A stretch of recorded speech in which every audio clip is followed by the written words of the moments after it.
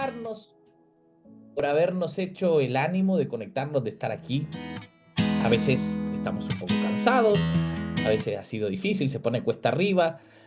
Hay muchos que no han asistido a todas las clases, señor. ¿Para qué vamos con cosas? Pero aún así, espero que hoy puedan puedas desafiar sus mentes, desafiar su fe y ayudarnos a creer más allá de lo tradicional, a impulsarnos a amar al otro, más allá de buscar excusas para tomar distancias. En el nombre de Jesús. Amén y amén. Bueno, pues entonces empezamos la última y cuarta clase. Eran 2 clases de cielo, 2 clases de infierno. No digo que existen 2 cielos y 2 infiernos, no. Estoy diciendo que hay clases, porque de cielos hay muchos y de infiernos también.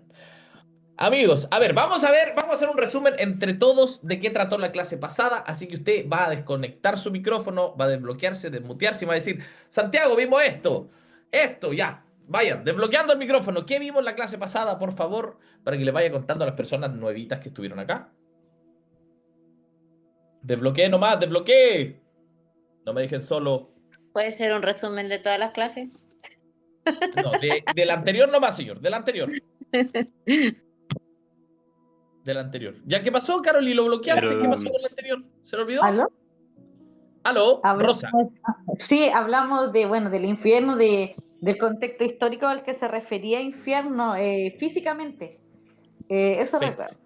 Muy bien. ¿Y te acuerdas si en el Antiguo Testamento aparecía infierno o no aparece? no aparece. No aparece. No. Habíamos hablado de que en el Antiguo Testamento, aunque no me lo creas, no aparece en ningún momento ni el concepto de infierno. Gracias, Nico, pero en el Antiguo Testamento no aparece eso. Ni en el Antiguo Testamento aparece ni el concepto que nosotros tenemos, ni la palabra infierno en sí. De hecho, muy bien, Nicolás. Gracias. Nicolás como que aparece nomás. Había un concepto que tenían los judíos, era el Sheol. El Sheol. ¿Y qué era eso? ¿Era un infierno? ¿Quién me responde? ¿Era el infierno como lo conocemos hoy? Era un lugar que tenía características asociadas a lo malo, a lo despreciado, como basurero. Pero ¡No! era... ¡Ese no era! ¡Ese no era! No. ¿Cuál era? ¿Cuál era? Era el lugar donde iban a descansar. Muy Ahí bien. está. Sí, porque Ahí. te está confundiendo. Te estás adelantando, Rosa, te estás adelantando. Porque el lugar que era el basurero es otro. Pero el Sheol era lo que dijo Walter. Era un lugar donde iban todas las personas, iban todos los muertos a descansar. Recuerda ese texto de Ezequiel que decía, haz todo lo que te viniera a la mano para hacer, porque al Sheol, a donde todos nos dirigimos, ya no hay ni obra, ni ciencia, ni proyecto, ni sabiduría. No hay nada, era ahí. Entonces el Sheol era el lugar de los muertos. No que porque eran más buenos ibas a un Sheol mejor y los más malos iban al Sheol. No. Todo Sheol. Algo más, ¿qué más vimos? Íbamos tan bien. Íbamos tan bien, Rosa. No, está perfecto. Pero lo que dijo Rosa, ¿en el Nuevo Testamento aparece o no aparece la palabra infierno? Y no, La vez. O sea, Sí. en nuestra traducción de la Biblia sí aparece la palabra infierno. Pero significaba, ¿qué cosa? Cuenten, Hinnom. cuenten. Hinnom, el valle de Hinnom en hebreo o en griego que era el Gehenna, Gehenna, ¿se acuerdan? ¿Y qué era el Gehenna? Rapidito, vamos, si lo tienen ahí. Valle. Lugar geográfico. Un basurero. Era un basurero, era un valle, pero era un basurero. Ahora sí. ¿Y se acuerdan que antiguamente que ese basurero era un lugar geográfico que existía? Que había basura, había un fuego constante porque todo el tiempo estaban quemando la basura ahí. Y ahí iban animales a pelearse la comida, que podía haber los restos de comida. Era un lugar donde había mucha hambre, entonces sonaban como crujidos y chillidos de estos animales, crujidos de los dientes. Eran figuras que nosotros la habíamos puesto muy en el infierno, ¿no? Oh, wow. ¿Qué más? ¿Qué más? ¿Este infierno era solamente, este Gehenna era de la época de Jesús o existía anteriormente? Cremaban a los crucificados ahí. También hacían eso, pero antes incluso de los crucificados. ¿Existía? Sí, ¿Y qué hacían ahí? ¿Qué hacían? había siempre fuego constante, hacían ritos paganos. Sacrificaban niños. ¿Para qué Dios? ¿Se acuerdan para qué Moloch. Dios? Para Moloch, muy bien. El sacrificio predilecto de Moloch eran los niños. Les hago otro spoiler, pero ya lo he dicho en otras ocasiones. Pero los niños siempre los mataban, los sacrificaban, porque era esto predilecto de este dios Moloch. Abraham viene de una cultura donde adoran a Moloch. Entonces, para Abraham probablemente era muy familiar que le hayan pedido a Isaac, su hijo, como sacrificio. Esa historia, más que sea un hecho así como, no, le pedí el hijo, es un hecho simbólico de abandonar aquello que creía, de abandonar la casa de sus padres, la fe de sus padres, porque Dios no necesita sacrificios humanos. Ese es el mensaje detrás de toda la historia de Abraham e Isaac. Bueno, pero ese es otro tema que no vamos a tratar ahora. Solo me acordé del dios Moloch. ¿Algo más que nos queda en el tintero? Melissa, Melitza. No, yo solo quiero destacar una frase que anoté ese día que me gustó mucho y, y creo que la hice mi lema, que tú dijiste, Jesús vino a salvarnos de nosotros mismos. Qué Eso lo bonito. dijiste en la clase anterior, así que eso. Muchas gracias, Melissa. Gracias por ahí destacar eso. ¿Alguien más? La última oportunidad. ¿Alguien más quiere decir algo más de la clase pasada o hasta ahí nos quedamos y continuamos? 5, 4, 3, 2, 1. Ahí nos quedamos. Gracias por estar arruinando la clase que tanto preparé para ustedes. Vamos a ir entonces a lo que nos compete el día de hoy. Priscilita, si por favor me ayudas a compartir la PPT que tenemos acá, te agradecería no solo la vida, la muerte y la vida juntas. Hermano, y no tengo los permisos. Ay, no tienes los permisos, yo te doy permiso. Dale ¿Ya? nomás. Gracias, gracias. Ahora sí, ahora tienes todo el permiso. Ya. Priscila Tower. Ya, avíseme si se ve. Todavía no. ¡Ahí se ve! Para que ponerla en vista. Exactamente. Clase final, solo hay 3 PPT, solamente para que usted me atienda acá. Hay 3 PPT. Infierno, clase 4, final. Infierno, final, final, final. El ataque de los infernistas o algo así le hubiera puesto a esta clase. Pero bueno. Siguiente PPT y vamos a ir al objetivo de esta clase, porque esta clase tiene un objetivo. Todas las clases tenían un objetivo y lo vamos dejando claro. ¿Qué vamos a hacer hoy? Vamos a desmantelar. Digo desmantelar, le digo al pero el origen histórico, vamos a ver el cultural y teológico de la idea del infierno como castigo eterno, mostrar su uso como herramienta de poder y abrir preguntas provocadoras para una espiritualidad liberadora. Ética y compromiso con la vida, básicamente. Vamos con la siguiente, Priscilita Torres. Ah, no, pero esa no la voy a hacer todavía, ya me adelanté. Se me había olvidado. Quiero hacerles algunas preguntas y deja de compartir un poquito y después vamos con esa, ¿ya? Con esa última. Quiero hacerles una pregunta, rapidito, para que lo vamos compartiendo ahí, nos animemos y quiero que me digan la verdad, siendo honestos, con la mano en el corazón. ¿Cuál fue la primera vez que ustedes escucharon hablar del infierno? ¿Cómo fue esa experiencia? ¿Cuándo fue? ¿Me pueden contar? ¿Alguien? Ahí, Hans y María. Hans, por favor, cuéntame, ¿cuándo escuchaste hablar del infierno? ¿Cuántos años tenías? ¿Qué te hizo sentir eso? Bueno, fue cuando empecé en la primera iglesia evangélica, eh, que por faltar a 2 reuniones, creo, el pastor dijo que si yo no seguía asistiendo normalmente como todos, yo estaba destinado a ir al infierno, porque yo ya conocía la palabra de Dios y que el que conoce la palabra de Dios tiene que seguir sus pasos o los caminos de Cristo.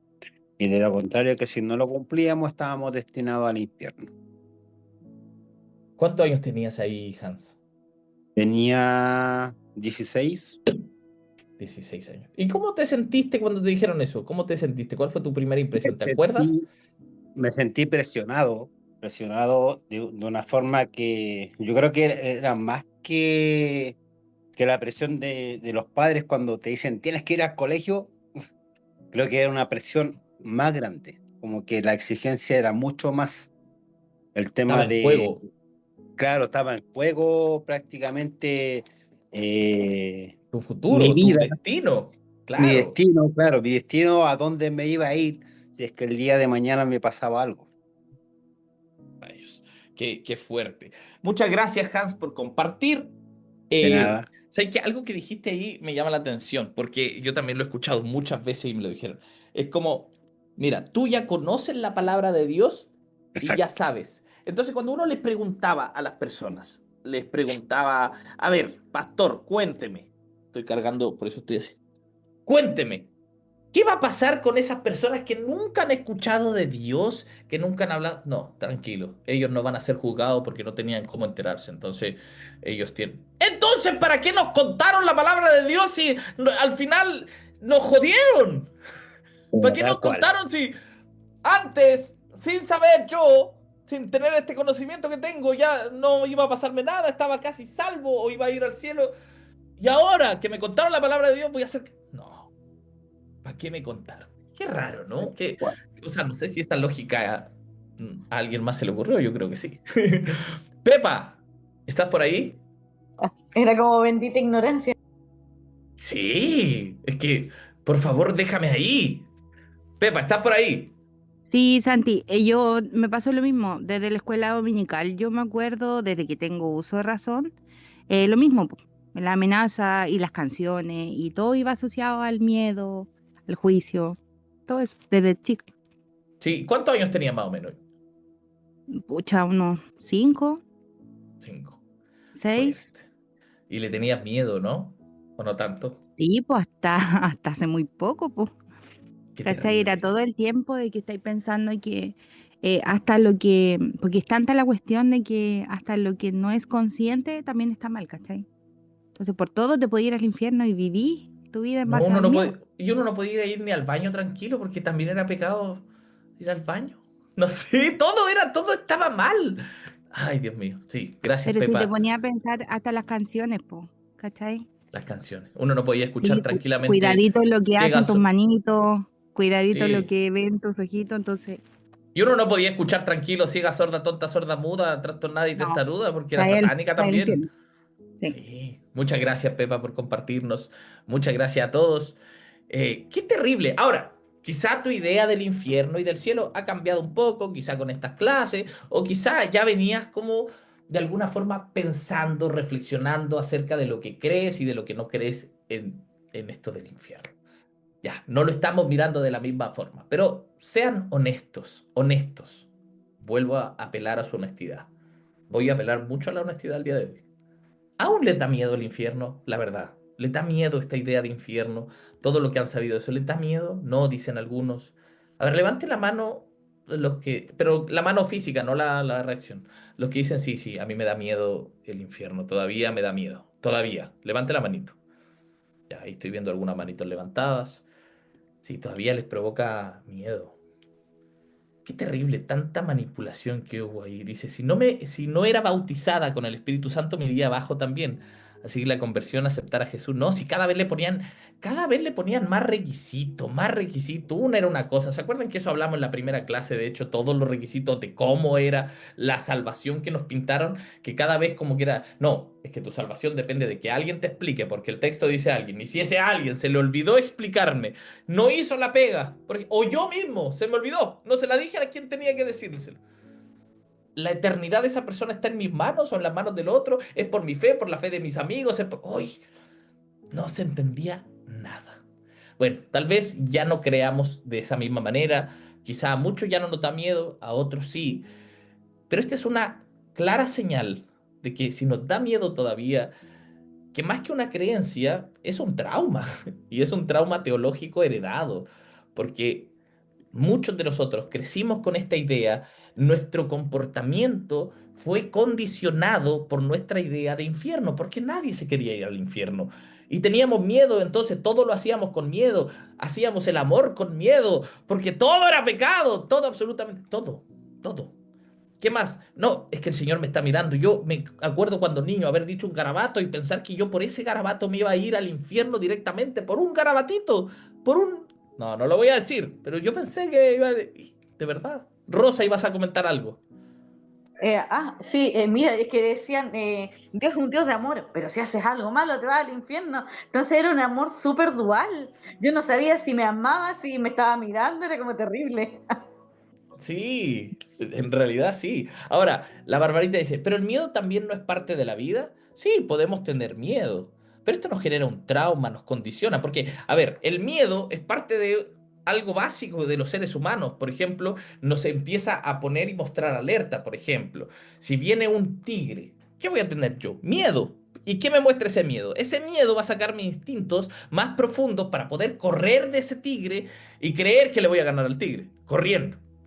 Bueno, pero voy a tratar de sobrevivir. Ese miedo me lleva a no hacer cosas. Pero aquí viene una cuestión. O sea, esto es una manipulación de tal forma que estos miedos hacen y le entregan el control de sus vidas a personas que se sienten con un poder y con una moralina superior a ustedes para poder dirigirle su vida, controlar sus finanzas, su vida sexual, su vida completa, sus libertades. Entonces, eso es manipulación, no solo miedo. Andrés iba a decir algo para continuar. Sí, el tema de los miedos. A mí me encanta el tema del miedo. Y una cosa es yo sentir miedo por una expectativa que yo creo, y otra es que otro sujeto, que fíjate que en psicología se llama el sujeto supuesto al saber. Y el sujeto supuesto Buenísimo. al saber es el que está socialmente por encima mío, o por ejemplo los profesores, un pastor, por ejemplo, un sacerdote, un cura, etcétera, un médico, que se supone sabe más que yo, y por eso yo le creo eso. Claro. Entonces, cuando impone, ¿cierto?, esta cultura, esta supuesta sabiduría en relación al miedo, el miedo ya se escapa de mí porque la expectativa no es solo mía, sino que es colectiva. Claro, y una construcción finalmente. O sea, se ha construido una creencia alrededor de esto y que genera un trauma, porque te condiciona todo en tu vida. Hay personas que Claro, están, pero viven tan coartados completamente que no disfrutan su cristianismo, no disfrutan su creencia, no disfrutan del otro, solo quieren salvarse. Y si ustedes ven mucho del comportamiento de un canuto muy tradicional, es ese. No siguen a Jesús porque su mensaje sea liberador, no siguen a Jesús porque sea desafiante el amor al prójimo, no siguen a Jesús porque Él mandó a que el reino... No, siguen a Jesús porque les da miedo irse al infierno. Entonces tratan de hacer y de cumplir una serie de reglas que les parecen muy lógicas, juzgar al otro les parece muy lógico porque tienen que comportarse, porque tienen miedo. Y el miedo los lleva a actuar de esa manera incluso violenta. Entonces, ¿cómo el infierno se mete de alguna forma en el ADN de la cristiandad? Se mete en los tuétanos. Y nosotros vimos que esta idea de infierno, la que tenemos nosotros, no es bíblica, no está en el Antiguo Testamento. En el Nuevo Testamento se refiere a otra cosa, es una metáfora. Es una metáfora que tiene otra connotación, eh, más de este valle de Gimnón, ¿se acuerda que hablábamos de este basural? Que era una cuestión más de la hora. No es bíblica, es cultural la idea que nosotros tenemos de infierno. Pero quiero que ahora hagamos un viaje al pasado, que ustedes se puedan subir al DeLorean. ¿Vieron la película Volver al Futuro? Bueno, para los que no vieron, el auto se llamaba DeLorean. Entonces necesito que ustedes ahora se suban conmigo al DeLorean con Gallina McFly y vamos a ir a ese viaje a través del tiempo en cómo se instauró esta idea, se solidificó la idea de infierno como un dogma, porque fue un dogma. Entonces, Priscilita, ahora sí compárteme la última PPT que hice y vamos a ver qué cosas pasaron en esto para poder tener. 313 después de Cristo. ¿Alguien sabe qué rayos pasó en el 313 después de Cristo? El concilio de Nicea. Concilio de Nicea. ¿Alguien más?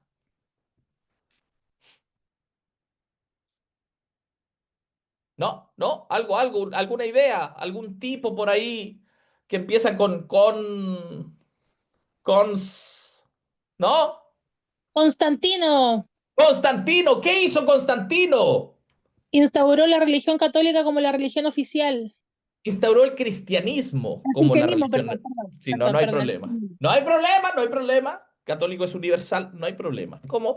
Entonces, ¿qué hace Constantino? Constantino, les cuento rápidamente, un resumen. Ahí Mauricio, si está, que es profe de historia, me puede corregir en cualquier momento, no hay ningún problema. Constantino fue un emperador romano que gobierna del 306 después de Cristo al 337 después de Cristo. Si usted quiere anotarlo en su cuaderno de anotaciones, ese es el periodo de gobierno de Constantino. ¿Qué hace él? Él de alguna forma legaliza el cristianismo, que antes de eso era un movimiento que creció tanto con el tiempo, que era un movimiento muy orgánico, que no pudieron controlar después, porque era tal el crecimiento exponencial que hubo, que decían, bueno, si es que no podemos controlarlo o estar en contra del ¿por qué no nos unimos?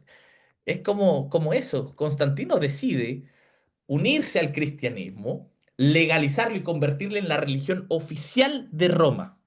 ¿Han cachado cuando nosotros nos alegramos cuando alguien se convierte y dice, no, no sabéis nada, se convirtió el Daddy Yankee, se convirtió? Y todos como que los canutos celebramos que la gente se haya convertido al cristianismo. Mi pregunta real cuando celebramos estas conversiones es, ¿a qué tipo de cristianismo se convirtió? Porque eso es lo que más miedo me da. Y esto me pasa con Constantino. En la cárcel, ustedes saben que en la cárcel la gente se convierte no necesariamente porque quiere seguir a Jesús, sino por miedo a que los violen o a que lo golpeen. Entonces, el cristianismo en las cárceles entra de tal manera que hay un patio de los evangélicos real, en donde están los puros evangélicos, tienen una disciplina tremenda, pero no los tocan. Entonces, están protegidos. ¿Por qué se convierten al cristianismo? Para protegerse, por necesidades, para que no los golpeen, para que no los maten, para que no los violen. Por eso.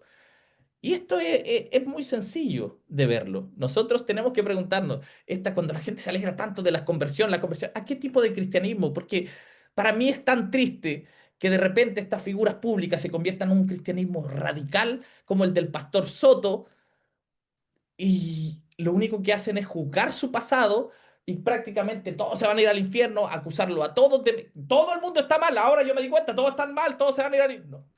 Entonces no entiendo el objetivo mucho. Constantino me pasa algo similar. Constantino convenientemente se convierte al cristianismo, esta es mi conspiración, se convierte al cristianismo ¿para qué? Para poder controlar este movimiento que se estaba saliendo de control. Entonces declara en el 313 como la religión oficial de Roma. ¿Por qué? Porque necesitan tener poder.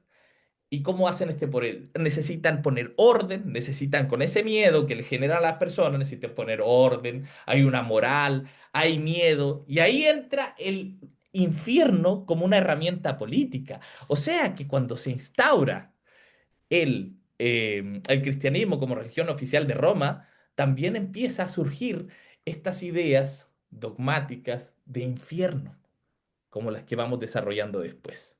Y después, en el siglo IV, ahí dice siglo IV y siglo V, ya serían 400, 500 años, o sea, 200 años después de esto. Imagínense, si ustedes ven que hay un resultado, que la gente la pueden tener a raya, que la pueden controlar de alguna manera. Estamos felices, vamos a seguir promoviendo las cosas que nos permitan controlar a las personas. Entonces, aquí entran los padres de la iglesia y San Agustín, uno de los padres de la iglesia, y usted me puede decir, Santiago, a ver, para. Yo he escuchado que hay iglesias que a los pastores le dicen papá, papito, a los apóstoles. ¿Cómo esto es padres de la iglesia? ¿Qué significa?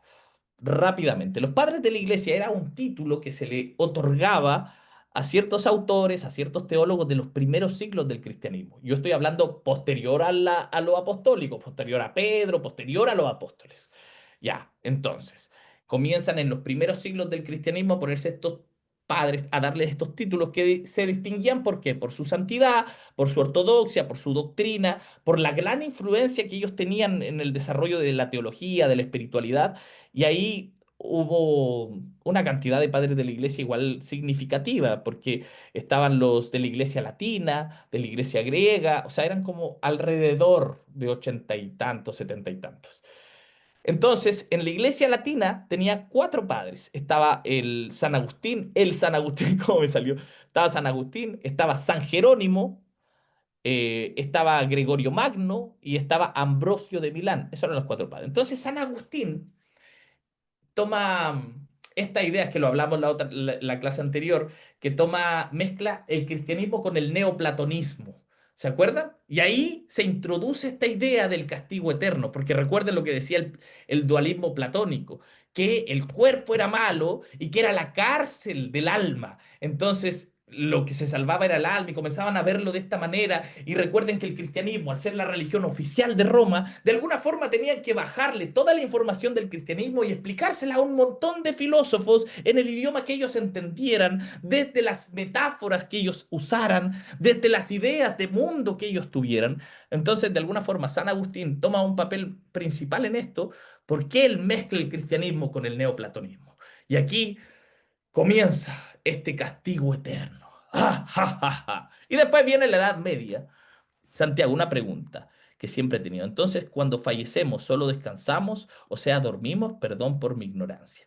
Ángela, no te preocupes, no es ignorancia. Es un misterio que ha tratado de ser descifrado por siglos y siglos y que no puedo darte una respuesta tampoco. Yo te puedo decir que creo yo al respecto, o a qué adherimos, a qué fe adherimos, en qué decidimos creer, porque es algo que decidimos creer. Yo creo que cuando fallecemos, de alguna forma nos vamos a encontrar quizá con aquellos que partieron antes de nosotros. Yo adhiero a esa esperanza. Pero qué pase, no lo sé. Cómo sea, no lo sé. ¿De qué tengo certeza? De que siempre Jesús nos desafió en el aquí y en la ahora, porque eso era lo importante. Y era lo único sobre lo que podíamos tener incidencia nosotros. Entonces, volvemos. Ya pasamos el 313, Constantino, después siglo IV, V, los padres de la iglesia, viene la Edad Media, y en la Edad Media surge toda esta cuestión de la literatura, la preponderancia del arte, surge toda esta cuestión muy bonita. Y ahí un personaje llamado Dante Alighieri, que lo hablamos también en la clase pasada, ¿qué hace Dante Alighieri? Escribe una obra que es maravillosa, plasma de alguna forma la imaginación colectiva del infierno, de lo que ya se estaba hablando. Y Dante crea la Divina Comedia. ¿Qué me decís? Y la Divina Comedia tiene un papel muy importante en el cristianismo. A veces uno dice, ya, pero era una obra literaria nomás. No, no, no. Era como todos nos comenzamos a imaginar el cielo, el infierno, el purgatorio, que los católicos creen en el purgatorio. Pero es como todo lo que comenzamos a imaginarnos. Entonces, la iglesia asume esta obra de Dante Alighieri casi como una realidad espiritual.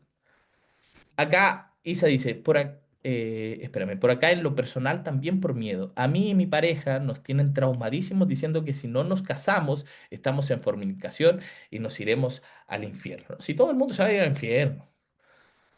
Y realmente todas las personas que mandan al infierno al otro es las que creen que ellos son los salvados. Qué extraño, ¿no? Qué raro. Pero bueno, después de esto, de la obra de Dante Alighieri en este siglo IV, siglo V, también después viene la Reforma Protestante. Y uno dice, bueno, acá nos salvamos los evangélicos, los mormones, los adventistas, todos los que venimos de este hijos de la Reforma Protestante. Ya no somos parte de todo lo que ellos creen. No, señor. Porque ellos... Ah, perdón, si después me ayudan muteando, amiguitos, por favor. Ya. Entonces usted dice, oh, yo me puedo salvar de todo esto. No, no, no. No, señor, porque la Reforma Protestante, si bien clavan 95 tesis Martín Lutero en la Catedral de Gutenberg, y sobre las indulgencias, habla sobre el sacerdocio universal, habla sobre la sola escritura, habla un montón de cosas ahí, pero no hay nada del infierno en sí. No hay cuestionamiento alguno. Sí sobre las indulgencias, sí sobre los abusos que existían. John Hus también era un reformador, tampoco. Entonces en el protestantismo nos quedamos con la misma idea de infierno. No se elimina el infierno, solo se cambia el administrador prácticamente. Entonces ya no es el Papa, ahora es la fe verdadera. Solo se cambió de administrador, nada más. Después viene el colonialismo cristiano, y ahí se utiliza el infierno como la herramienta de conversión, como la herramienta de sometimiento. Cree o arde. ¿Se acuerdan de la chaqueta que les decía? De ese, conviértanse o ardan. Bueno, eso fue también. Ustedes saben lo que pasó con las cruzadas, toda esta historia del cristianismo que es triste, porque en el nombre de Dios, porque tú tienes que creer en el verdadero evangelio, en el verdadero nombre de Dios. Y si no, te matamos. Puedes quitar la PPT, mi Priscilita, por favor. Muchas gracias. Muchas gracias por compartir. Eh, Vamos avanzando con esto y ahí en el tema de las cruzadas se pone difícil porque se dan cuenta cuánto ha servido el cristianismo o el nombre de Dios en nombre de la conversión del otro para violentar, para matar, para juzgar. Y ahora decimos, bueno, ahora estamos distintos, tenemos un razonamiento distinto, pero parece que no evoluciona tanto, amigos, porque todavía veo que la necesidad imperosa del cristiano es convertir al otro, es colonizar su fe, no es compartir su fe, no, no, no, es colonizar la fe del otro, el pensamiento del otro. Si tú no crees como yo creo, que ni siquiera tienen idea cómo creen, te vas a ir al infierno. Mira, no sé cómo, pero te vas a ir al infierno, porque yo tengo la fe verdadera. Es una forma, nuevamente, quizá distinta, menos violenta, que sigue siendo violenta, pero menos violenta, de colonizar tu pensamiento, tu fe, tu creencia y absolutizar la tuya. Qué soberbia tan grande tenemos los cristianos para creernos los dueños de la verdad absoluta, los conocedores de todo el misterio de lo que significa Dios. Entonces, en el colonialismo cristiano, el infierno fue una de las herramientas de conversión y sometimiento más poderosas hasta el día de hoy. Sigue siendo el infierno la amenaza. Y el evangelicalismo moderno, que así lo vamos a decir, que sería ya hoy en día, esta obsesión que tenemos de salvar almas del infierno, a costa del abandono de la justicia social, a costa de todo, hay que salvar las almas del infierno. Y sobre todo, amigos míos, evitar el comunismo, porque todos sabemos que los comunistas son satánicos. Los comunistas, todos los comunistas se van al infierno, señor. Es como una obsesión contra todo. No, no, no. Es que nosotros tenemos que votar por la derecha porque son los únicos que rescatan los valores cristianos. Amigos, no hay político que rescate un valor cristiano. No hay política que le interesen tus valores cristianos. Así que nadie se adapta. Usted cuando vaya a votar, esto no tiene nada que ver con esto, pero cuando vaya a votar, por favor, hágalo en libertad de conciencia y que nadie lo manipule al respecto. Todos tenemos nuestra libertad de saber y de creer qué es lo mejor, de tener fe a lo mejor en los candidatos que realmente sabemos que todos mienten. Pero amigos, este evangelicalismo moderno también tiene esta obsesión por irse rápido al cielo, escapar de esta tierra, de salvar las almas del infierno a toda costa, pasando por encima de todas las personas, implantándole los miedos que sea, pero yo te voy a salvar, aunque estés jodido de miedo, aunque vivas coartado de todas tus libertades y te pierdas como persona, pero es mejor que tu alma se salve. Qué terrible llegar así al cristianismo. Qué terrible no entender el objetivo cristiano, ni el mensaje cristiano. Entonces, el infierno para mí es un trauma, una culpa, una moral tal vez hasta infantilizada. Cuando yo les digo, díganme honestamente, vuelvo a su honestidad, ¿qué les produce a ustedes cuando se habla del infierno? ¿Qué sensación, emoción les produce a ustedes? ¿Ah? ¿Me puede decir alguien? Levantar la manito o desbloquear su micrófono y decir, ¿qué Castigo, pasa? po. Miedo, Hans, castigo, miedo, miedo, ansiedad. ansiedad. Muchas gracias, Ursulita. Hans, Condenación. condenación. ¿Pero qué te produce a ti eso? ¿Qué te sientes tú? Quiero que me digan ustedes cómo ustedes se sienten, no la idea. Ya, está el castigo, Eh, me produce ansiedad. Ok, eso es lo que te produce a ti. ¿Qué más te produce? Incertidumbre, po, Incertidumbre. Hans, ¿qué porque tú más? sientes es que es algo un Opresión. malo, gran pero no temor, sabes qué es lo malo que es. Claro, pero es un exactamente. gran temor porque siempre han asociado el infierno a lo más malo que le puede pasar a un ser humano.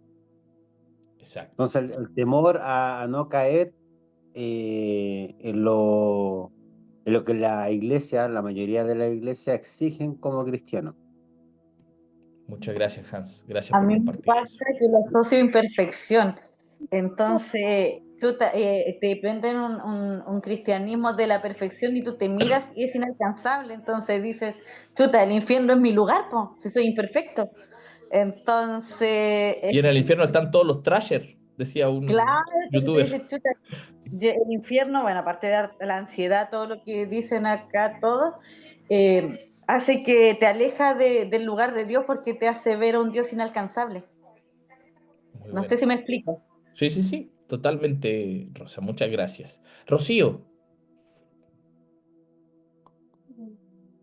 Ahí sí. ¿Me escucha? Sí. Ujú. A mí personalmente me provoca rabia. La palabra infierno me provoca rabia porque desde pequeña te implantan este miedo, entonces yo fui creciendo con este miedo eh, y llega un punto en que yo ya tengo la mayoría de edad, entonces ya es como, ya, ¿sabéis que no me interesa y no quiero seguir con esto? Y me despego de la religión porque no quiero seguir en esto. O sea, si me voy a ir al infierno porque quiero salir a pasarlo bien, me voy a ir al infierno porque quiero, no sé, hacer ciertas cosas y me va a llevar al infierno, me quiero desligar de esto. Yo vengo de una familia católica, eh, entonces católica convencional, o sea, son católicos todo, o sea, tú miras para allá y te vas a ir al infierno. Después de eso, yo con Ismael quedamos embarazados a los 17 años y sus papás, pastor evangélico, eh, me crucificaron ahí mismo, yo era la culpable Claro. y no nos Y casábamos. su bonito no, pues su hijo no. No, ¿cómo va a ser culpable? No, su hijo él no tenía la culpa. Y no era caliente, y no era caliente. Por ningún motivo su hijo No, puede ser caliente. no puede, no puede. Entonces nos crucificaron a los dos y era como tienen que casarse porque están en pecado y se van a ir al infierno y nos hacían dormir en camas separadas, yo estando embarazada. Entonces llegué a este cristianismo saliendo de un catolicismo que me tenía hasta acá y llego a un cristianismo que me obliga a hacer cosas también que si no las hago me voy a ir al infierno. Entonces, ¿qué pasa? Que al final te causa tanta rabia. Y esto provocó un alejamiento de nosotros, por parte de los dos como pareja, de la religión. Y hoy vuelvo porque lo siento y porque, más allá de estar enfermo, lo siento y insisto, me está llamando hace mucho rato y yo me hago la sorda, pero hoy lo siento aquí y estoy hablando de verdad, muy sinceramente. Muy sinceramente. Entonces tú me preguntas que para mí, ¿qué significa la palabra infierno? Para mí la palabra infierno es manipulación y la manipulación a mí me da rabia. Me da rabia. Muchas gracias, No Rocío. Qué lindo. eso. Muchas gracias por compartir eso. Gracias por compartir esto. Mira, vamos a escuchar a la Claudita, después vamos a avanzar y le escucho al resto, ¿ya? Que es otra arista del por qué el ser humano también necesita de estos miedos o de alguna forma condiciona esto hacia estas ideas terroríficas y difíciles. Porque si pudiésemos sacarnos la culpa de todo esto, es algo que tiene que ver con el compromiso real, el compromiso ya no por miedo, sino porque algo me motiva, porque algo me desafía, porque creo en algo distinto que no solamente se trata de un castigo, de algo negativo, sino que también de algo nuevo y de algo de una vida mejor, de esperanza, pero es potente. Acá dice Mario, y vamos a, después a seguir con las otras personitas. Me asusta la idea, pero siempre pienso que si existe el infierno habrá que si existe un infierno habrá un cielo. Por ende, las almas que llegaron ahí pudieron completar el plan de Dios. Y el saber que otros de mi especie pudieron conseguirlo me hace sentir una extraña sensación de alivio, muy contradictoria la situación. Sí. Amigos, somos una caja llena de contradicciones. Me provoca ansiedad porque promueve la cultura de la perfección. El que falla cooperó. se perdió, se manchó. No puedes fallar porque eres cristiano. No puedes equivocarte, no puedes tener malos sentimientos, no puedes tener depresión o alguna condición que contraria al concepto de limpieza delante de Dios. Al final vivimos presionados tratando de mantener una vida llena de reglas y cosas que demostrar. Qué heavy, qué heavy. Mira, todo esto va saliendo de sus propias reflexiones acerca del infierno y es maravilloso. Quiero que analicemos un texto. Vamos a analizar un texto juntos. ¿Les parece? Quiero que vayamos directamente, corriendo a sus Biblias. ¿La tienen por ahí? Vamos a ir a Lucas 16. Quizás sea una historia que ustedes conocen, pero quiero que juntos vayamos desarrollando, casi como una lectura comunitaria esto. ¿Ya? Yo los voy a ir guiando en cierto análisis, con ciertas preguntas, pero vamos casi en una lectura comunitaria, para que veamos que hay textos que digo, oh, ¿cómo lo interpretamos? ¿Cómo nos sacamos de esta cosmovisión? Vamos a ver, Lucas 16, el verso 19 en adelante, que esta es la parábola del rico y Lázaro. La debes conocer y quizá no, ahora la vamos a leer igual. Dice, había un hombre rico que se vestía de púrpura y de lino fino, o sea, trajes carísimos, y hacía cada día banquete con esplendidez. Un compadre que tenía mucha plata. Había también un mendigo llamado Lázaro. Vayan identificando los personajes, ahí está Lázaro, que estaba echado en la puerta de aquel, lleno de llagas, y ansiaba saciarse de las migajas que caían de la mesa del rico. Las migajas nomás, con eso estaba. Y aún los perros venían y le lamían las llagas. Ustedes aquí ven una imagen, qué brutal la imagen que está mostrando. O sea, casi podemos palpar a este mendigo, porque los perros le estaban y le lamían las llagas que tenía. Aconteció que murió el mendigo y fue llevado por los ángeles al seno de Abraham. Mira, seno de Abraham, otra forma de hablar de esto, el seno de Abraham. Y murió también el rico y fue sepultado. Y en el Hades alzó sus ojos, estando en tormentos, y vio de lejos a Abraham y a Lázaro en su seno. Entonces él, dando voces, dijo, Padre Abraham, ten misericordia de mí y envía a Lázaro para que moje la punta de su dedo en agua y refresque mi lengua, porque estoy atormentado en esta llama. Pero Abraham le dijo, hijo, espérame, déjame aceptar acá a las personas. Pero hijo, acuérdate que recibiste tus bienes en tu vida y Lázaro también males, pero ahora este es consolado aquí y tú atormentado. Además de todo esto, una gran cima está puesta entre nosotros y vosotros, de manera que los que quisieren pasar de aquí a vosotros no pueden ni de allá pasar acá. Entonces le dijo, te ruego pues, padre, que le envíes a la casa de mi padre, porque tengo 5 hermanos para que les testifiques, a fin de que no vengan ellos también a este lugar de tormento. Y Abraham le dijo a Moisés y a los profetas, y Abraham le dijo, a Moisés y a los profetas tienen, óiganlos. Es otra forma de decir, mira, si no oyeron ni a Moisés, ni a los profetas. Él le dijo, no, padre Abraham, pero si alguno fuera a ellos de entre los muertos se arrepentirán. Mas Abraham le dijo, si no oyen a Moisés y a los profetas, tampoco persuadirán, aunque alguno se levante de los muertos. Aunque alguno se levantare de los muertos. Mira, ya, lo tenemos. Tenemos identificados los personajes. ¿Cuáles personajes hay? Rapidito, vamos rápido con esta historia, para analizar rápido, porque acá vemos algo terrible. Está Lázaro, ¿quién más está? El rico. Está Lázaro, está el rico. Tenemos los personajes. ¿Quién más está? Abraham. Está Abraham. Está el seno de Abraham, está el Hades, está... Ok. Y está este seno de Abraham, que esta forma quizá de decir, o veámoslo así como el cielo. Entonces, en esta historia, ¿qué tenemos? Tenemos a un hombre rico que está ignorando a un mendigo que se llama Lázaro. Y ese Lázaro estaba siempre afuera de su puerta. ¿Qué pasó con ellos? Los dos mueren. El hombre rico, de una forma, se va al Hades, la parte mala, digámoslo así, y mientras Lázaro es llevado al seno de Abraham. Esta es una forma judía, a lo mejor, de hablar de este cielo que nosotros pensamos. Y el hombre rico, ¿qué hace? Le pide a Abraham que Lázaro, mira esto, mira esta petición que le hace el hombre rico. Le dice a Abraham, mira, ¿puedes hacer que Lázaro me traiga un poco de agua, por favor? Porque yo estoy acá agonizando en este fuego. Y ahí pregunto, ¿la gente en el infierno se puede comunicar con la gente del paraíso? O sea, vamos viendo esta idea, porque ya decimos, mira este texto, ¿qué pasa con este texto, Santiago? Si decís que el infierno, como nosotros tenemos la idea, y mira este texto, y ¿qué pasa entonces? Bueno, me pregunto, si esta es una parábola, amigos. ¿La gente en el infierno se puede comunicar con la gente del paraíso? El hombre rico que está en el fuego y al mismo tiempo puede hablar y no gritar solamente por WhatsApp, dice.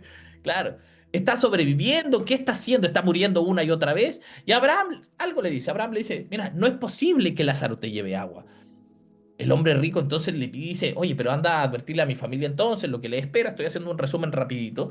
Y le dice, no, ¿sabes qué? No es necesario, le dice Abraham, porque ya tienen el mensaje en las escrituras. Y el hombre continúa alegando con Abraham, como que lo porfía. Mira, ya estando en el infierno, sigue siendo porfiado este loco. Y dice, oye, pero tienen que oírle a alguien que haya vuelto de la muerte. Y ahí cambiarían sus caminos. Y Abraham le dice, mira, si no oyeron a Moisés, si no oyeron a los profetas, no se van a convencer si alguien resucita. Y esa es la historia. Ahí tenemos la historia completa. No se van a convencer. Y así termina, ¿no? No se van a convencer si alguien resucita. O sea, no. Noten que en esta historia termina con una referencia a la resurrección, que es algo que va a pasar pronto con Jesús en el texto de Lucas. Y esto es crucial en la historia, chiquillos, porque la historia es acerca de los oyentes de Jesús en ese tiempo. Ustedes tienen que hacerse esta pregunta: ¿a quién va dirigido este texto? ¿A quién le está contando esta historia? ¿Qué es lo que está queriendo provocar en esa gente? Porque la historia para ellos se mueve desde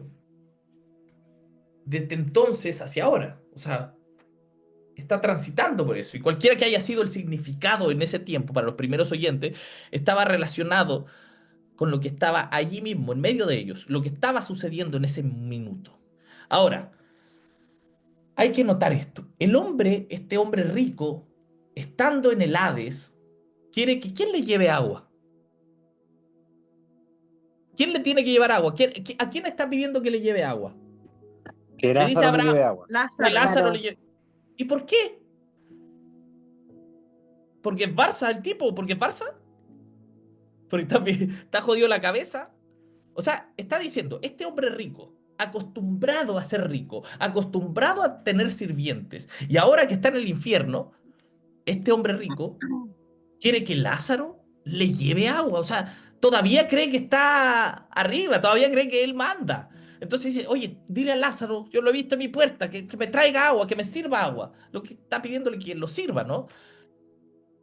El hombre quería que Lázaro le sirviera. Qué raro. Entonces, Porque uno lo veía como un este inferior. hombre... Qué buena, Claudita. Eso es. El hombre rico se veía como superior a Lázaro. Se vio como superior en su vida y se ve como superior incluso después de su vida. O sea, el loco, hay algo en su corazón todavía. No es de extrañar que Abraham le diga, oye, no se puede, no se puede. Hay un abismo que nos separa. O sea, no se puede. Pero ¿cuál es ese abismo? Es el corazón de este hombre rico. El abismo del que está hablando es que él no ha cambiado. Él aún en la muerte, aún en su tormento, aún en su agonía, él se aferra a esta vieja jerarquía que lo hace pensar que él es mejor que Lázaro, que él es mejor que el otro. ¿Cacha la historia cómo va tomando estos tintes? Si la vemos como una metáfora y no la vemos como un hecho histórico, podemos entender quizá el mensaje detrás. Entonces, todavía este compadre rico se aferra a su jerarquía. Él se piensa que es superior a Lázaro, que es mejor que él. Entonces, el Evangelio de Jesús nos lleva a cuestionar esto.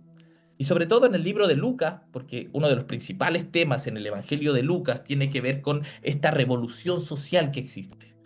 ¿Ya? Entonces, ¿cuál es esta revolución social? Que estos sistemas de jerarquía, de que uno está por encima de otro, de estos favoritismos, de los que son limpios, de los que son impuros, de los que son pecadores, de los salvados, de aquí, de los de allá, estas líneas de separación, es algo que trata de derribar de alguna forma a Jesús. Y se dan cuenta que nosotros seguimos haciendo lo mismo. Nosotros seguimos queriendo separarnos por los salvos, no los salvos, los convertidos, los mundanos, los espirituales. Y es algo que Jesús quiere sacar con esas jerarquías. Dios está haciendo una obra nueva a través de Jesús. Está llamando a toda la gente, en ese evangelio, lo que está diciendo, está llamando a toda la gente a la solidaridad humana, que todo el mundo es hermano, que todo el mundo es hermana, que somos iguales, que Dios no muestra favoritismos, que no están los impuros, que no están los puros, no, todos son hijos de Dios. Después Pablo dirá, ya no hay griego, ya no hay ni judío, ya no hay hombre ni mujer, no, somos todos. Entonces, rechazar este nuevo orden social que está implantando Jesús es rechazar a Jesús, el propio movimiento de Dios hecho carne.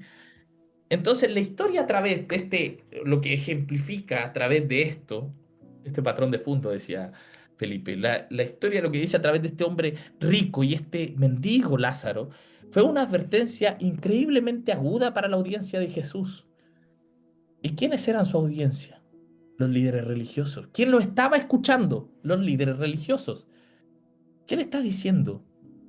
Está hablando del mundo que ellos veían, cómo habrían consecuencias serias si ignoran a los Lázaros que están afuera de sus puertas.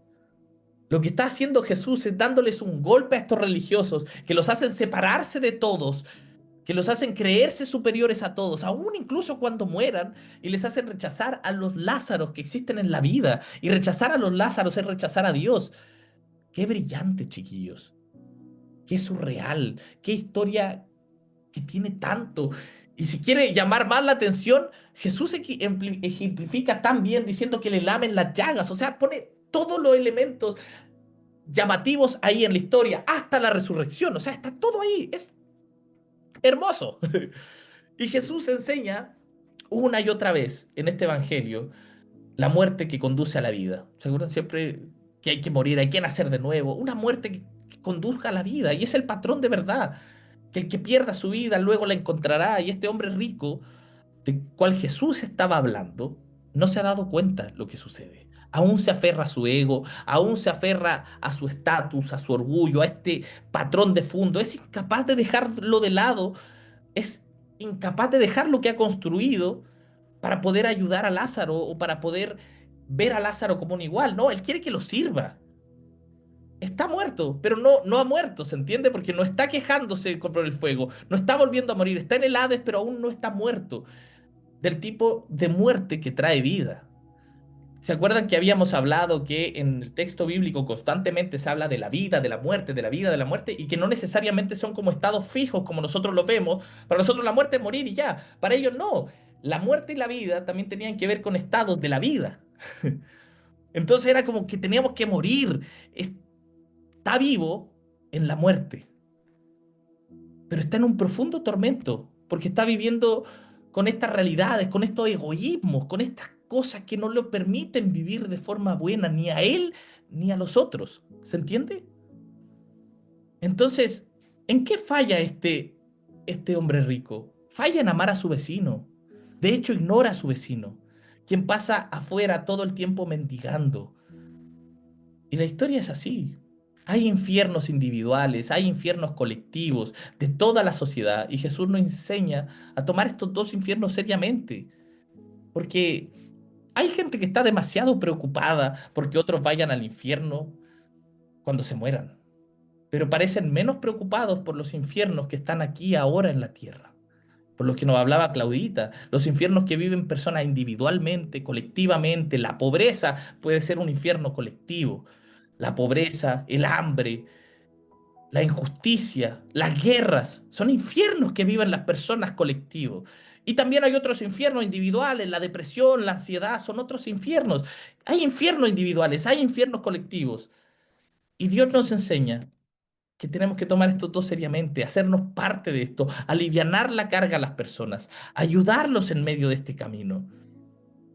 ¿Se dan cuenta en lo que falla Lázaro? O sea, en lo que falla el hombre rico. Y esta es la historia. Eso es lo que está ejemplificando y contando. ¿Cómo, chiquillos, nos liberamos de la herencia que tenemos? Ya estoy terminando con esto. ¿Cómo nos liberamos de la herencia del infierno? del infierno, las ideas de este miedo, todo esto cultural que tenemos. ¿Cómo nos liberamos? Y mi respuesta es sencilla: volver a Jesús. Recuerdan que cuando iniciamos esta serie yo les dije que partiríamos con una premisa, y la premisa era: yo creo que la historia de Jesús, les dije yo creo que la historia de Jesús es sobre todo acerca del amor de Dios para cada uno de nosotros. Un amor que es abrumador, un amor que es escandaloso, hermoso, efusivo, incómodo, pero es para todos y en todas partes. Entonces, para mí es volver a Jesús. Ese es un buen camino. ¿Por qué es un buen camino? Porque Jesús no nos amenazó con el infierno, ofreció el reino de Dios. Lo que propone es una nueva forma de vivir. ¿Cuándo? ¿Cuando muramos? No, aquí y ahora, donde el amor gane, donde la vida se hace comunidad, donde se preocupe del otro y donde todo el tiempo sus parábolas eran para preocuparse del otro, para los que se creían superiores, bajarles de esa nube y decirles: no, loco, te estás perdiendo, te estás pudriendo por dentro, por estos Lázaros que estás dejando de ver, por tu hermano que estás dejando de ver.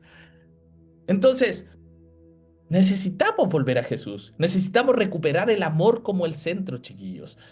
Y amor no como sentimentalismo. No como un sentimentalismo barato de gritar al cielo: te amo. No, eso no es amor, sino esta fuerza transformadora, estos actos concretos. Ese amor. Porque la salvación no es para escaparse de la tierra, es para transformarla. Si nos salvamos de nuestros egoísmos. No es para que, ya, entonces ya que nos salvamos de nuestro egoísmo, entonces vámonos egoístamente al cielo, porque allá... No, es para aquí dejar de ser egoístas, y esa salvación repercute en todo el mundo, porque soy menos egoísta, porque perdono más, porque amo más, va a repercutir en mi entorno. Entonces la salvación no es para escaparse de la tierra, sino para transformarla.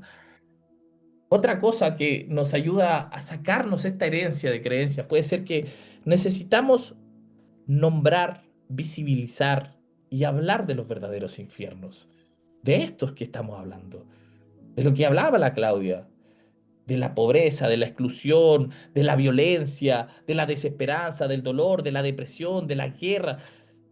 Es visibilizar esto y entonces actuar para revertir estos fuegos. Actuamos donde lo que podemos hacer. No, es que mira, ¿qué voy a hacer yo frente a todo esto? Lo que está a tu mano, lo que puedes hacer, lo que sí puedes cambiar, el granito de arena. Y si todos hacemos ese granito de arena, y si todos amamos más, y si todos perdonamos más, ¿no vamos a vivir en una mejor sociedad? Leonardo Boff decía una cosa muy bacán, decía: el infierno no está después de la muerte, está donde la dignidad humana es negada. Ese es el infierno. Eso decía Leonardo Boff y me gustaba. Habían otras personas que decían cosas tremendas. Dice: el amor no puede permitir un castigo eterno. El infierno es incompatible con el Dios de Cristo, decía David Bentley. Rob Bell decía: el infierno no es lo que creamos cuando negamos el amor. No es un lugar, es una condición del alma y de la historia. El infierno es, perdón, lo que creamos cuando negamos el amor. No es un lugar, es una condición del alma y la historia. ¿Se dan cuenta? Jesús no habla de escaparnos. Jesús no hablaba de eso, no hablaba de irnos a otro lugar, sino de transformación, de ahora, convertidos y arrepentidos. Cambien su ritmo, cambien su mente, para que aquí y ahora podamos ser mejor sociedad. Entonces el cielo y el infierno no son futuros destinos, sino son nombres que le damos a nuestras experiencias humanas, aquí y ahora. Esos son los cielos que abundan, esos son los infiernos que abundan. Entonces necesitamos recuperar nuestra espiritualidad de esperanza activa, de esta esperanza que no es de un miedo pasivo, no es de dejarnos a la suerte, sino de, con esta esperanza que abrazamos, accionar. Abrazar un cristianismo que no se basa en amenazas, sino en posibilidades. Dice: entonces, ¿existe o no el diablo o Satanás? Creo que podemos hacer toda una serie del diablo, de Satanás, del bien, del mal. Son más preguntas que nos van surgiendo. Pero si vamos al término específicamente bíblico, que hablamos del cielo, del infierno, chiquillos, es más una idea cultural arraigada que una idea bíblica del pensamiento judío, que es desde donde nace esto. ¿El infierno existe? Estoy diciendo que existen infiernos. Porque el cielo no es un premio, El infierno no es un castigo.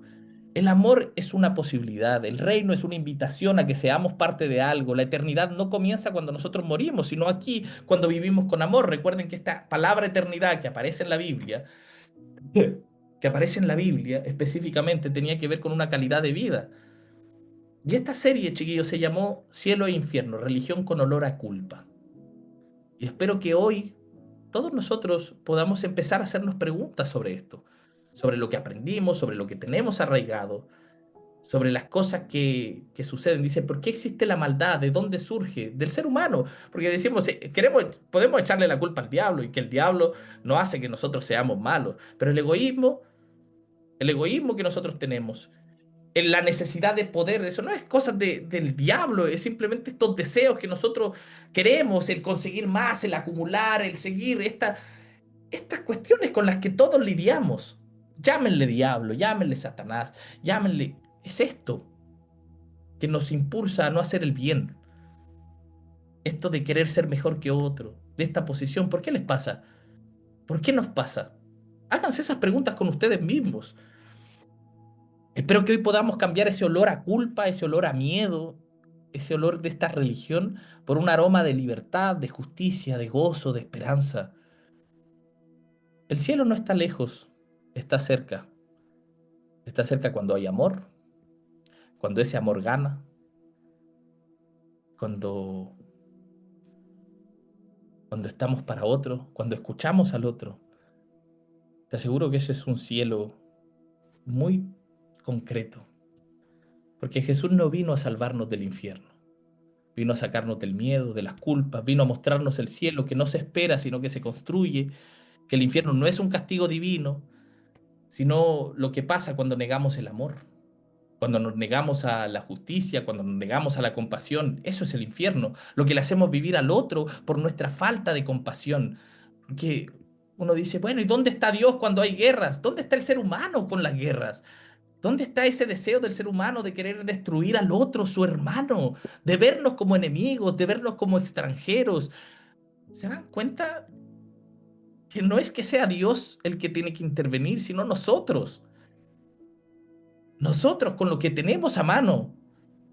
El infierno está en los barrios olvidados, en las poblaciones, en las iglesias que condenan, en los cuerpos que no se abrazan. Ahí están los infiernos. Y el cielo está en las mesas que compartimos. Cuando alguien no tiene de comer y yo me preocupo por el otro y lo llamo, oye, supe que no tenías de comer. Cuando yo no me puedo comer un pan sin saber que mi amigo está pasando por algo y yo estoy comiendo tranquilo.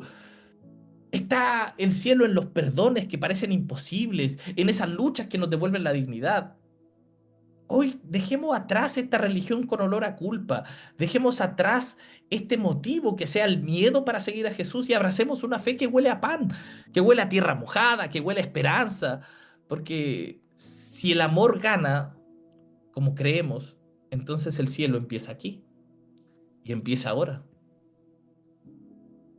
Amigos, es el amor el que tiene que ganar. Y ahí empezaremos a conocer los cielos y hacer que otros lo conozcan. Eso es lo que he podido ver. Eso es lo que he tratado de desapegarme también de estas creencias. ¿Qué pasa, chiquillos, si no existe el infierno? Si ustedes de alguna forma, todas estas ideas que tienen, ¿qué pasa? Si ustedes dicen, ¿sabes qué? Comprobé que el infierno no existe. Comprobé. ¿Qué pasa con su fe? ¿Tu fe cambiaría? ¿Cómo cambiaría? Alguien que me pueda responder. Una sola persona, por favor. Si se enteran, si no enteramos, Estaríamos sin miedo. estaríamos sin miedo. Muchas gracias. ¿Y cómo sería una comunidad que no predica sobre la culpa? ¿Cómo sería una iglesia que no predica desde el miedo, desde la amenaza entonces? ¿Sobre qué predicaría? Sería como la iglesia en la casa. Qué lindo. Ahí se dedicarían a predicar lo que en realidad deberían predicar, que es del amor de Jesús. Del amor. Entonces, ¿cuál sería la buena noticia si no necesitamos salvarnos del infierno? ¿Cuál es la buena noticia? Porque Evangelio no es buena noticia. ¿Cuál sería? Que esas sean preguntas para que usted se la haga en casa. ¿Cómo le suena el evangelio si lo liberamos del miedo? ¿Por qué creen que Jesús nunca enseñó a evitar el infierno, sino a vivir el reino? No nos enseñó a evitarlo, no. Sí, lo que quiso decir ella.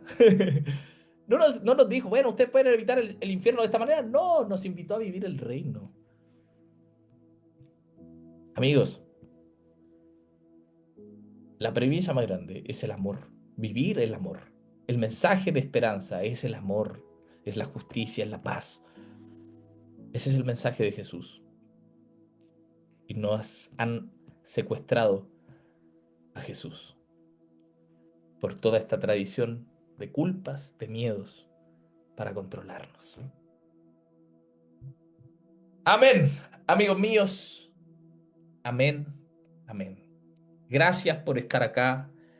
Gracias por permitirse pensar más allá, por no funarme todavía, por lo menos, por esta nueva serie, que no busca que ustedes crean lo que yo creo, que busca que ustedes se hagan preguntas, que se cuestionen aquello que ya creen y que decidan creer, que tengan alternativas a aquel miedo que hemos sentido por años.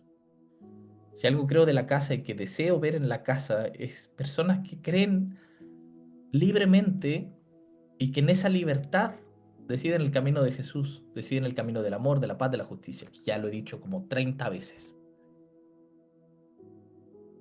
Quiero que no vivan con ese miedo, porque es horrible. Porque es horrible, porque lo viví, porque veo a mi viejo todavía muy condicionado, de que está en un lugar muy apartado, aislado de todo. Y digo, ¿por qué? Yo no quiero terminar mis días así, que esto me condicione de tal manera en que no me muevo a ninguna parte, porque digo, no, si todo se va a acabar, si ¿para qué? Voy a empezar a trabajar la tierra, porque para cuando venga el juicio final. Que Dios nos libre de todo esto, amigos. Que Dios nos libre de nuestro egoísmo y de hacerle mal al otro. Amén. Amén. Amén. Buscando tu querer, de estrellas todo lo llené.